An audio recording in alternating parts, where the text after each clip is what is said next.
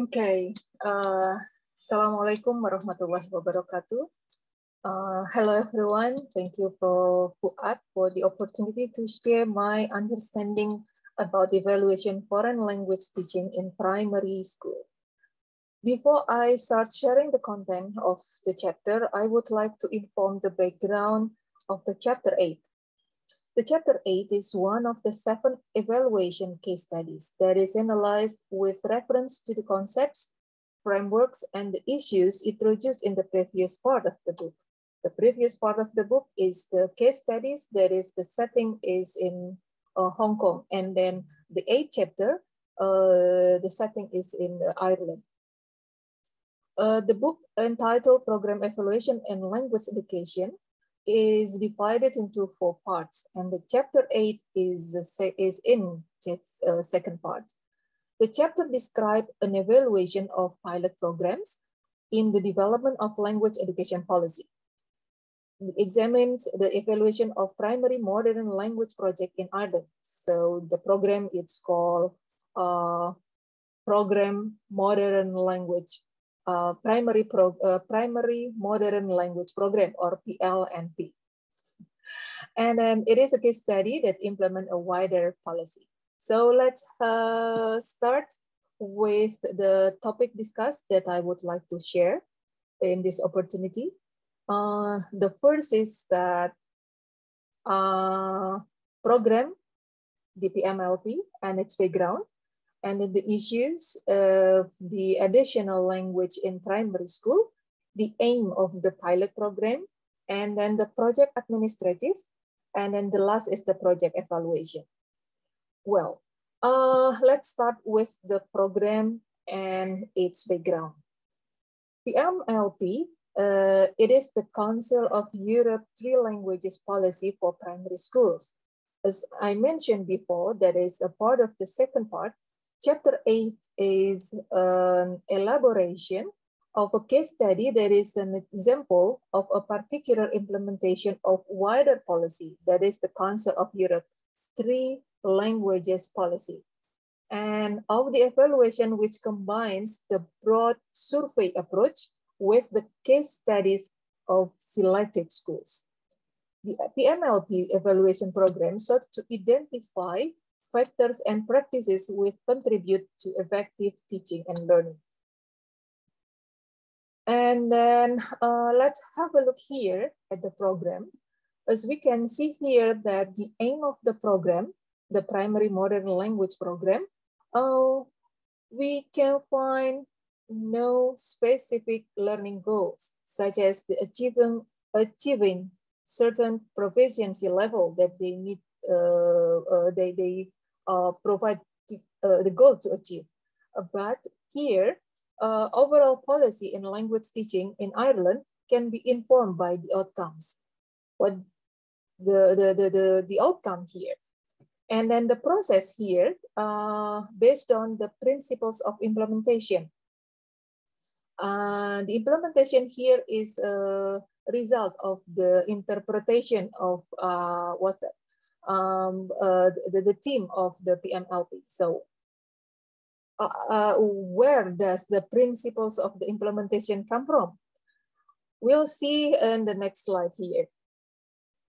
It is mentioned that the interpretation of the program based on PMLP theme perspective. And then the perspective is come from the broadly communicative language teaching approach based on Hedge 2000, and also combined with the good practice of teaching in the young learner context, Jenny Moon 2000 and Cameron 2001. And the combination of the both theories elaborated in the principles of implementation in the program of modern language for primary schools. And then let's have a look at the next topic to discuss. It is talking about the issues of additional languages in primary school. Introducing additional languages in primary curriculum have become issues for the policies, especially for policy development. And 3 languages that should be included in the curriculum has also become another issue to be solved in the program evaluation. As we can see here that the 3 languages involved here is the language for everyday communication, that is English. And then the second one is the heritage language, Irish. And then the third is the foreign language. It is a French. It can be one of these foreign language, French, Spanish, German, or Italy. We can see here there also been the source of the issues of the additional languages here, that because of the debates about the teaching effectiveness and also achievement in learning in Irish. Therefore, there is a question about the additional language component here. Is it can it improve linguistic achievement in curriculum or in overall context? So those issues will be observed during the program. And then let's have a look more about the PMLP program here. And during the program, there are 1,300 schools at least that involved in this program. And then those involving 5th and 6th classes for selected process. There are the primary schools taking a foreign language for 1.5 hours per week. So that is the requirement. And then also the schools that were selected, they provide a national representative account on how the program operated in different school contexts. So the context of the school is different one to another. This program also gives the school opportunity to involve in all of the activities during the program. Well, let's have a look at the illustration here. If this is the one of the emphases of the program, we can see here the aims of the program. The aim is broad, and then it can give not only opportunity but also challenge for the evaluation team. We can see here that there are 4 aims of the program, 4 goals of the program, and then those broad aims or goals give challenges. For example, let's see the aim number 1. It is about to foster positive attitude to language learning. So we can know that those aims cannot be clearly have the evidence within 2-year pilot project. Maybe it needs more year to observe whether there is a foster positive attitude in language learning. And then we can also see the second aim. The PMLP team interpreted this program from the perspective of broadly CLT approach and also the good practice of teaching young learners. So it needs more observation to prove and then to have evidence whether the programs can run well with those theory. And the next point to discuss is about the project administrative. As we know that when we run a project, we also provide the administration staff. And then for this project, the teachers who were involved as also staff administration, they are supported by the career development, and also the teacher involved here divided into 2, the staff teachers and also the visiting teachers. The staff teachers are particularly skilled in primary level teaching and learning. And then the second one, the strength of the teacher, is the visiting teachers.